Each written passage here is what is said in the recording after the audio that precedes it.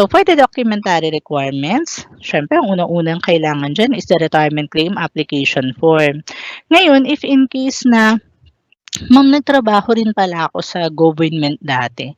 Parang may nalaman kasi kung may portability law. So, under RA 7699 po yun, yung portability law. If in case na ang sabihin natin, siguro hindi kasi ko nakakumpleto ma'am sa SSS, hindi rin pwede sa GSIS, no? Ayan. So, kapag po pinagsama natin yun, maaaring makapag-pension ako kay SSS. Ayan. So, yun po yung tinatawag natin portability law. Pero, kapag po nakakumpleto ka na kay SSS, edi may pension ka kay SSS, sa GSIS, lump sum lang po. Okay, so ganun po siya. And actually marami pang mga law dyan eh. So pwede nyo pong, basta pag nag-file po kayo na mapapaliwanag din naman po yan kasi baka mamaya nagsabay din pala yung hulog niya sa GSIS saka sa SSS. Meron ding law na applicable po for that. Okay? So for the valid ID card, so additional document, notation lang natin, kailangan i-present natin yung original, then i-submit natin yung photocopy, certified true copies of supporting documents. Minsan may nagsasabi, may sample naman ako dito na sa cellphone ko. So sinasabi ko na po, kailangan makita namin yung original. 'Di ba? Kahit sa ang government agency ka naman po pumunta, talagang hinihingi namin yung original kasi minsan may mga yan nasa papel yan, 'no? Marami na po kasi talaga ngayon na napakagaling talaga po 'no, na manggaya 'no, ng mga, documents po natin. So, kailangan namin makasiguro na tama, 'di ba, na yun talaga yung legal na papel. Okay, so yan po, So, next po. If the member is at least 60 years old at below 65 years old, so kailangan mo kasing patunayan na separated ka na, 'di ba, sa employer mo o kaya cease to be self-employed ka na. So kailangan po ng certificate of separation issued by the last employer or by all employers if with multiple employers. Sige, ano ko po 'to, i-reiterate ko 'to kasi akala nung iba, ano ma'am, ibig sabihin magmula nung nagtrabaho kami hanggang ngayon lahat ng mga employers namin hihinga namin, paano kung sarado na yun, 'di ba? Yung kadalasan po yung tanong ninyo.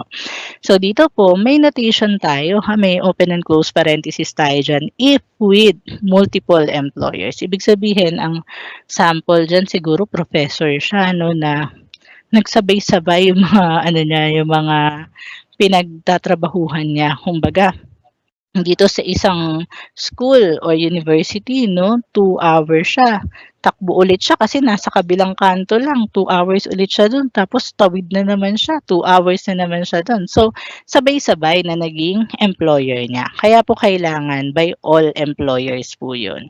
Kasi for us to know na dun sa tatlong pinagtatrabahuhan niya ng sabay-sabay, separated na talaga siya. Pero kunwari, isa lang naman yung employer niya. Marami siya naging employer in the past, pero ngayong magfa-file siya ng retirement, isa lang pala yung employer niya. So, yun lang po yung hihingan niyo ng certificate of separation. And actually, dito po, no, kung through online yung gagawin po natin at wala ka pang 1 year na separated po sa employer niyo, it is the duty and responsibility of your last employer to certify kung talagang sila ba yung last employer mo. Baka mamaya nagkamali ka rin ng tick 'no, sa dami ng employers na pagpipilian po dun. Okay, so may say din po sila kung talagang sila ba yung last employer mo. Or puwede rin po itong certificate of employment issued by the last employer stating the period of employment.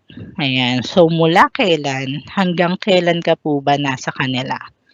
Ayan. Tapos siyempre kung self-employed ka, kailangan po ng affidavit diyan na talagang sinasabi mo na, hindi ka na kunyari, sarado na yung business ko, gano'n. Pero if in case mga professionals 'yan, yan minsan yung napapaisip kami 'no, 'pag professionals kasi doctor, dentist, for sure 65 sila 'no. Kasi kahit nga po 70, 75 o 78, or 80 'no, talagang napa-practice pa rin nila yung profession nila. Kaya po sa kanila talagang 65. Okay? So, if with dependent children and not reported, if in case not reported lang po, sa members' records, hihingan po namin ng marriage contract or certificate ng member issued by the local civil registrar or the Philippine Statistics Authority for us to know kung sino ba doon yung legitimate, legitimated, legally adopted, or illegitimate. So, syempre kailangan din po ng birth certificate po ng mga bata. At laging tatandaan ha, kapag po may ipapasa kayo, pakita ang original, isubmit po yung Xerox copy to avail or to be qualified po for the retirement benefit. So first, actually tatlo lang naman po no yung mga kailangan dito, mga qualification. So first is yung age. Second is your contribution. Third is kung nagtatrabaho ka pa ba or separated ka na po ba sa employment po ninyo or cease to be self-employed na ba? So, yun lang po yung titignan natin dyan. So, for this slide, so 60 years old, actually 60 to 64 years old po yan ha. That would be the optional retirement if in case at least naka 120 months contribution na kayo and no longer working or cease to be self-employed. Ibig sabihin, kahit na kayo ay 60 years old na, pero wala pang 120 months or meron ng 120 months pero nagtatrabaho ka pa rin. So, tuloy-tuloy pa rin po tuloy-tuloy pa rin po yung contributions po natin until such time na mag-65 tayo. Kasi 65 years old po yung technical retirement. So, for the 65 years old, at least naka 120 months contribution ka na at kahit nagtatrabaho ka pa, pwede ka na pong mag-file ng retirement benefit.